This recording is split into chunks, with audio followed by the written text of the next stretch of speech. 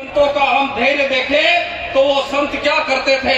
कई संत तो हिमालय पे चले गए, आंखें बूंद करके ईश्वर की भक्ति में लीन हो गए और उन्होंने मोक्ष की कामना करी।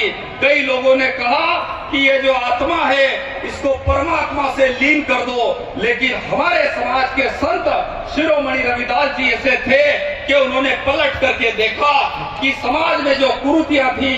अभी हमारे बीच में सांसद महोदय बैठे थे और उनका भाषण चल रहा था। उन्होंने ठीक कहा कि एक जमाना ऐसा था जब मानव को मानव नहीं समझा जाता था, इंसान इंसान में भेद किया जाता था।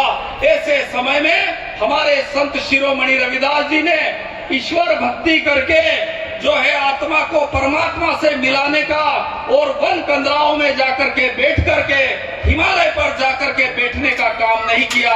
उन्होंने समाज में और उस समाज सत्ता व्यवस्था से वो टकराए कि ये आपने ठीक नहीं किया, हम जो कह रही है बात ठीक है। उन्होंने कहा इंसान एक है और इंसान और मानवता के लिए, मनुष्यता के लिए, इंसानियत के लिए संत शिरोमणि रविदास जी ने जो कि काम किया, उन्होंने उस समय की सत्ता को ललकारा और उस ललकार का इतना असर पड़ा कि अंततः आज 650 साल बाद हम जाकर के देखें तो अमेरिका में, लंदन में, पाकिस्तान में, पूरे विश्व लेवल पर संत शिरोमणि रविदास जी की जयंती मनाई जा रही है। मेरा सभी साथियों से अनुरोध है, सारे समाज के लोगों से अनुरोध है कि अब ऐसी समाज में पैदा हुए हैं जहाँ इतने महापुरुषों ने जन्म लिया। बाबा साहब अम्बेडकर से लगा करके हम संत रविदास जी की पूरी उनकी जो कि उनके साथ जो 12 चेले थे, उन सबको अगर हम उनके समकालीन देखें तो उन्होंने समाज में कुरीतियों का विरोध किया। मेरा सभी समाज के साथियों से अनुरोध है कि हम सब लोग मिलकर के इस बात के लिए तय करें। और दूसरा मेरा एक और अनुरोध है कि जैसा कि संत शिरोमणि रविदास जी की आज जयंती है, हमारा कोई धन लेना, हमारा कोई ये करना वो कोई महत्वपूर्ण नहीं है। हमको कोई 10 लाख रुपए, 2 लाख रुपए दे दे, इसका कोई मायने नहीं है, क्योंकि इस देश के हम नागरिक हैं। हमारी कौम ने इसलिए जन्म लिया कि हम लड़ाई लड़े, हम संघर्ष करें, किसान के लिए, मजदूर के लिए, गरीब के लिए। किसी के भी साथ अन्याय हो तो उस अन्याय का डटकर मुकाबला करें। इसके लिए संत रविदास जी हमें प्रेरणा देते रहे। संत रविदास जी का एक किस्सा मुझे याद है कि एक बार वो बैठे थे, एक कोई महाराज आए और महाराज ने आकर के कहा कि संत रविदास जी आप बहुत गरीब हैं, मैं कुछ दूं क्या? तो महाराज जी ने, संत रविदास जी ने कहा कि मैं अपने पुरुषार्थ, अपने मेहनत से काम करता हूँ। जिस प्रकार से हम देखते हैं कि इस देश में जो स्वाभिमान है, उस स्वाभिमान के लिए कई संत महापुरुषों ने लड़ाई लड़ी। उन्होंने कहा मैं अपनी मेहनत से कमाऊंगा, लेकिन वो महाराज जी कहे कि महाराज कुछ तो लेना ही पड़ेगा। उन्होंने पारस पत्थर ला करके उनको संत रविदास जी को दिया। उन्होंने कहा यहाँ रख दो। जहाँ रखा हुआ था पारस पत्थर, तो पत्थर वहाँ पड़ा हुआ था। महाराज चले गए। थोड़े दिन बाद, 10-20 साल बाद आए, तब उन्होंने सोचा कि संत रविदास जी का कोई बड़ा महल होगा, कोई न कोई बड़ी जो है उनकी कहीं न कहीं जो आश्रम बन गए होंगे, कहीं न कहीं होटलें बन गई होगी, कई कारें चल रही होगी। तो आकर के पूछते हैं। तो उन्होंने कहा संत रविदास जी कहाँ रहते हैं? उन्होंने कहा वहीं जहाँ रहते थे। तो वहां जाकर के उन्होंने देखा तो उन्होंने कहा मैंने आपको पारस पत्थर दिया था, उसका क्या किया? तो संत रविदास जी बोले वो यहीं पड़ा, दिया।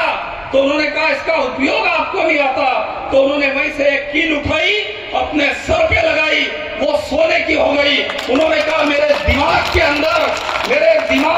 अंदर सोना है और मैं जहाँ हाथ लगाता हूँ वो सोना बन जाता है।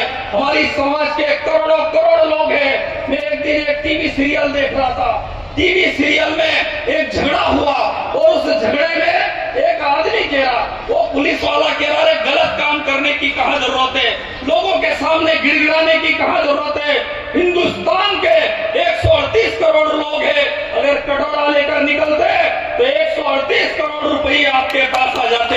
मैं आप लोगों से ये कहना चाहता हूँ कि राजनीतिक पार्टियों के लोग हम लोगों को खाली इस्तेमाल करना जानते हैं, वो हमेशा इस्तेमाल करके जिस प्रकार से हम डिस्पोजल को देखते हैं कि चाय पी और जैसे ही डिस्पोजल फेंक दिया, इस तरीके से राजनीतिक पार्टियों के लोग कहते हैं। मैं हमेशा आप लोगों से एक ही अनुरोध करना चाहता हूं कि ये समय चूंकि सोशल मीडिया का समय है, ये समय एक ऐसा समय है कि आज हमारे देश का संविधान खतरे में है। हम बाबा साहब अम्बेडकर की पूजा करते हैं, हम संत रविदास जी की पूजा करते हैं। मेरा साथियों से यही अनुरोध है कि संत रविदास जयंती मनाना तभी सार्थक होगी कि जब उनके पद चिन्हों पे चले, उनकी कही हुई बात को हम आत्मसात करें, अन्यथा आने वाली पीढ़ियां हम लोगों को माफ नहीं करेगी।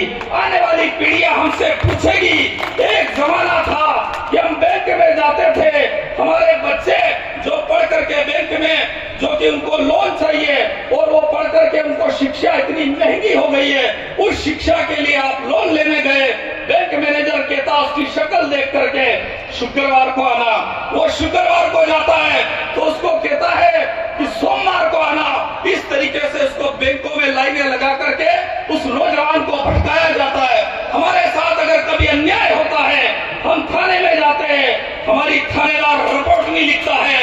इसके साथ साथ हम देखते हैं कि हमारे कई लोग आते हैं जो जमीन विवादों के लिए, किसी ने भूमाफियाओं ने किसकी जमीन पर कब्जा कर लिया है और जब वो जाकर के कहता है तो उसकी बात नहीं सुनी जाती है। मेरा सभी साथियों से अनुरोध है, सभी लोगों से विनम्र अनुरोध है कि आप सारे लोग मिलकर के इस बात के लिए तय करें कि गरीब आदमी, अंतिम पंक्ति का आदमी अगर कोई भी तकलीफ में